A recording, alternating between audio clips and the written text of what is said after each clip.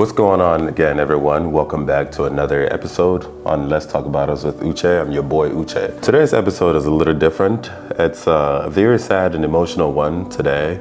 First of all, shout out to on Instagram, Laura Giles, for sending me this story, this very heartbreaking story of a French man, I believe he lives in France, who is LGBTQ, same gender loving, and he committed suicide. And he wrote a letter that was posted on Paint Official, I think it's a French Instagram account catering to French LGBTQ people. What he wrote is very touching. You know, I read a little bit of it. I didn't read the entire thing, and I felt that this is something that is worth talking about because this is part of why I do what I do. I want to take my time to read it. It's all in French. I'm going to try to add the screenshots, you know, for people who speak French to be able to read along, but I use Google Translate, so please excuse my translations. I don't speak French, I don't understand French, but this is just all Google Translate. So I went ahead and screenshot the entire thing and translated it, and I read half of it, like I said, and it touched me, and I thought it was something that's very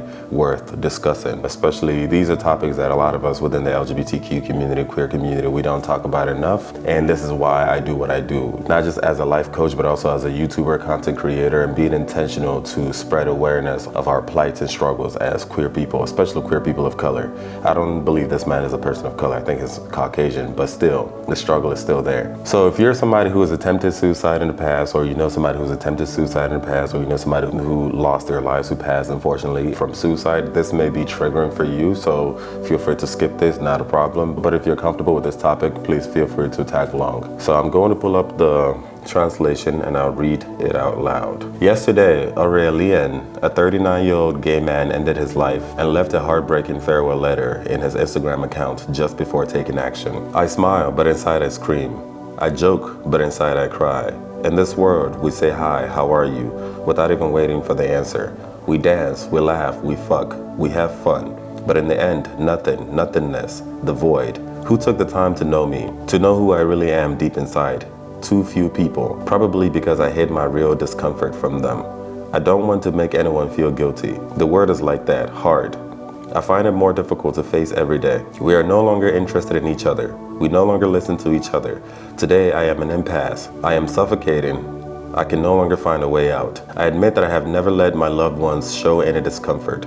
This obsession with wanting to please everyone, always smile, always be positive, always look beautiful. In my life, I have met beautiful people, caring friends. I have a wonderful family, but everyone had their share of problems, of pain to manage. My discomfort seems so futile compared to the tragedies that my friends can go through. I have always found the word hard, sometimes cruel. From my childhood, adolescence, when I was harassed and hit for my homosexuality. Then my first steps as gay. From the age of 18 to today, I have gone out far, far too much.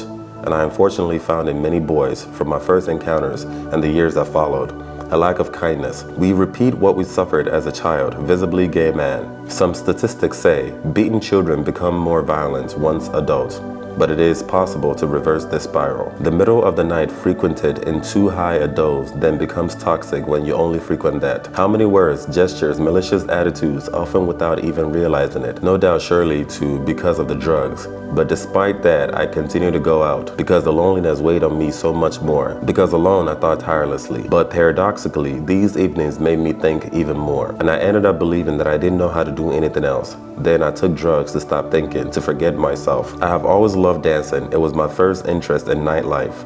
But when we go out, we also try to please and meet people. Please, please, please. Pleasing was so grounded.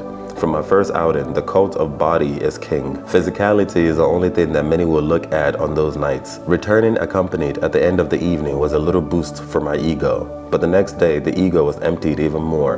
The lover gone and alone again. I never knew how to go about having and living a serious relationship. In fact, I never had one. I believed that my unhappiness prevented me from experiencing my feelings peacefully. I was clumsy, and as the years passed, I no longer believed it, or at least I thought that was reserved for others. I too have made boys suffer with the same clumsiness that I have suffered. In fact, I was quickly made to understand that it was much easier to have sex than to live a beautiful love story. With disconcerting ease, consumption, these boys who give of themselves sexually, but don't give any emotion or feeling or affection. This boy who ignores me the day after a night sex, who gets dressed quickly afterwards with pleasure. This boy who lies to me to move on to another. This boy who approaches me out of interest. This boy who only sees me as a sexual object. This boy with whom I make love but who refuses to kiss me on the lips. This boy with whom I spent a tired night but who will never respond to my kind message or will turn his head when he meets me again. This boy who will ghost me this evening where I will be ignored. This boy who will suddenly move on to another. This boy who will use my apartment as a hotel to bring in other guys, and so on. Drugs have greatly contributed to the deterioration of relationships. I realize today that this overconsumption has gradually broken me. I no longer know how it works. My heart is broken. I took it all too lightly all this time, but without realizing it, it was damaging me a little more every day. We were all acting incorrectly, including me, with each other, very often without realizing it, an infernal spiral. I could have stopped, but I like flirting, seducing, concluding, and consuming. I had become dependent. It was my first addiction long before drugs, and in the end, I repeated what I had suffered, or was still suffering, being treated like a consumable. I thought I would find happiness and company in the consumption, because sometimes I hope for more than sex, but no. Because the dice were stacked in advance, I found in these one-night encounters only sadness and loneliness, and I apologize to those to whom I may have repeated these actions. To those who think they recognize themselves in these lines, do not blame yourself nothing. You are not individually responsible. I insist the problem is global. I don't want to make anyone feel guilty, but you can still react and free yourself from the spiral. Over the years, I have become what I criticized when I was younger. This hypersexualization does nothing good and increases all of our inner discomfort. This ease of sleeping prevents any discovery of the other, any serious meeting in the end, because why take the trouble to get to know the person if they give themselves up immediately? She gives herself physically, but nothing else. It fuels your ego and self-esteem a little in the moment, but it will be completely emptied right after when we return to our solitude. And it became a ritual, an automatism. Drinking ad nauseam. I don't know what that means. Maybe Google Translate is not really doing a good job here, but my common sense and discernment is telling me that it's probably drinking and vomiting, or drinking and nauseating. I have consumed and I have been consumed. I cultivated my happiness every day, every single minded plan. Naively, I thought that one day love would emerge from all these encounters. But how could any romantic feeling be born when you give nothing, just sex? I drowned in all these soulless encounters. I write these words to break this vicious spiral that affects so many people, including friends. React, don't drown too, and be more attentive to others. Take the time to get to know them. It can be someone wonderful, and it can also be someone broken inside without you knowing it, like me today. And the slightest malice or indifference on your part will push him a little further into distress too. Over time, my outings consisted of flirting, sex, and drugs. I don't do that anymore. The drug gives a feeling of well-being. It allows you to forget. And over time, it unfortunately makes everything else tasteless. I am dead inside. And I didn't find any passion that could help me break free from drugs and sex. I always hoped to bounce back, but then I lost hope. Some say master the drug. No one could master something that rules your brain so much. I hope that this message will create an electric shock in the few people who read it, an electric shock of kindness towards each other. It took me a long time to understand that I was hypersensitive, which causes in me this recurrent impression at the slightest bad signal. Then I am criticized, then I am ignored, then I am snubbed, then I am avoided, then I am judged, that we make fun of. Every gesture, action, or word is interpreted, distorted, multiplied times 10, and I recognize that the drugs made things worse. The middle of the night is invaded by drugs, which have gradually dug this impasse, this grave from which I can no longer escape, this feeling of dependence, imprisoned, trapped by drugs, feeling of loneliness, of insecurity. I believed that drugs would allow me to escape this cold, harsh world, but he always catches up with me, always harder. Drugs are not festive, they are destructive. If you use, quit drugs while there is time. Drugs are not festive, they are addictive, vicious, and will destroy you sooner or later, quickly or slowly. Few people, apart from the night, know about my addiction because I hide it under the smile. I hide it at work, with family, but I have been fighting with it for 3 years now. All this time, all this to arrive at the conclusion, be kind and listen to others, because deep down, you don't know what the psychological state of the person in front of you is. He may be smiling on the outside, but screaming on the inside. To those who sell drugs, you sell death without realizing it.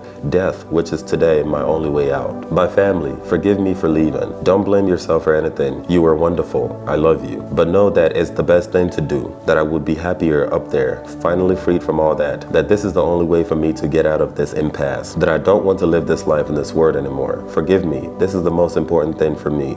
To my family, don't delete this post. I know I'm not just saying nice things about myself in this post, but I hope it will make people react and save people. I have rewritten this text 100 times so that you understand that I no longer have a choice. I watched this last sunset. It's a beautiful ending, I think. Don't cry to me. Tell yourself that I am free now. Ah, fuck.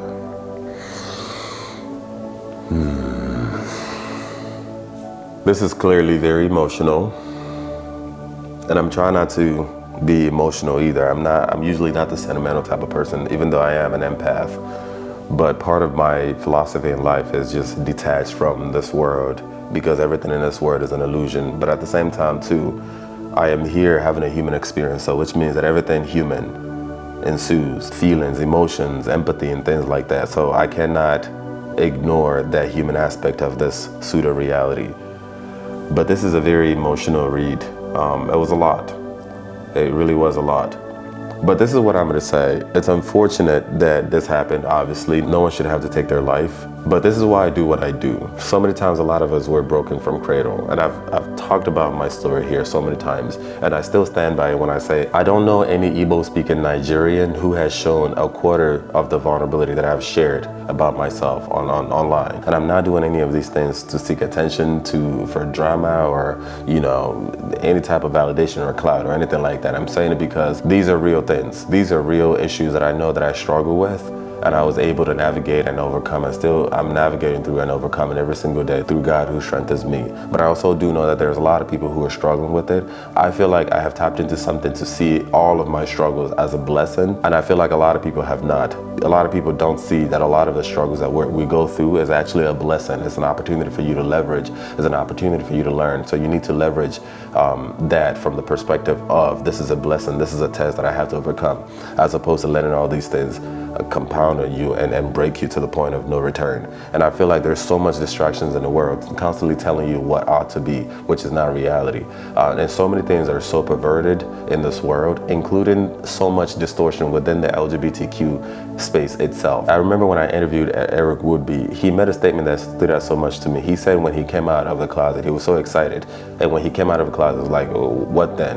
What now? This is it? This is what the LGBTQ community is all about? And unfortunately, I've heard that expression so many times from a lot of people who are or were excited to come out of the closet. And when they came out of the closet, it was like, okay, it was better for me to go back in the closet. And this is because our idea of the community is so polluted, even more so within the Black space, especially within the African space. And I see so many of that toxicity. Even me, I perpetrated some of those toxicity. Hence why I'm very honest and very vulnerable, and also very intentional to fix some of those things. If that's going to be my legacy before I leave this world, so be it. But this is why I do what I do. I'm currently writing a couple of books, incorporating a lot of our stories in there to change the narrative to something more positive. This is why I do what I do intentionally, to change that narrative to something positive. Life truly is what you make of it. And my center focus is to remind people, irrespective of who you are, race, gender, social status, social privileges, nationalities, sexual orientation, life truly is what you make of it. And your presence here in this life is perfect and meticulously fine-tunedly designed.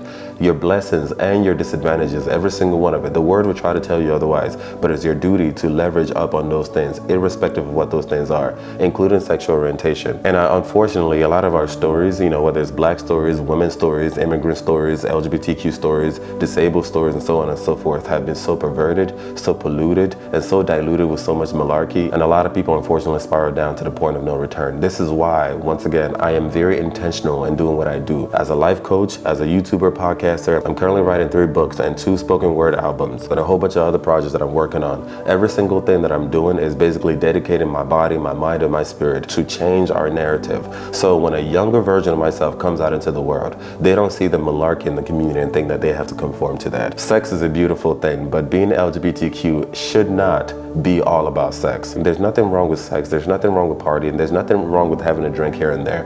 But unfortunately, when you have a group of people who are so pained, especially from our our cradle, pain is all we know. And when we go out into the world, there's more pain. There's always a reminder that we're not the preferred, whether it's as black people, whether it's queer people, whether it's as women, whether it's as anything. There's so much distraction and reminder that we're not the preferred. And because of the ease of availability of some of these vices, it is so much easier for us to get addicted to these things. And when you get addicted to these things that promise you solace, eventually they come to collect. This story is so heartbreaking. I'm trying so hard to hold things together right now. It's so relatable because I know that I've been through this before. I just happen to be one of the blessed ones that was able to pull through from it. And I know exactly what I go through every single day, the pressure that I go through every single day, that I have to overcome every single day so that I don't spiral down. And again, the reason why I'm able to overcome this is because I've tapped into a much deeper sense of spirituality, which is why I do what I do. I really do hope that his family finds healing, his true friends find healing. This is why I strictly advocate for therapy, and it's so unfortunate that even today in 2023, therapy and mental health issues still has stigma. Even more unfortunately, a lot of black people, especially Africans, especially African men, don't do therapy. You're not doing yourself a service. Every single one of us can definitely benefit from therapy. So please take your time to heal that which is within you. I believe that the only way that we can overcome this is, one, if we learn to love ourselves individually, as in who we are as individuals, and then secondly, learn to love others and put ourselves in other people's situations as opposed to overlooking everyone. And there's so much judgment, and we treat people like crap because we don't realize that we're the same people. And therapy is definitely the catalyst to reignite that emotional intelligence. And like I mentioned in the past, emotional intelligence is the only antidote that we need to survive this life. I really do pray that his true family and true friends do find healing, and I pray that he rests in peace. Uche, peace and love.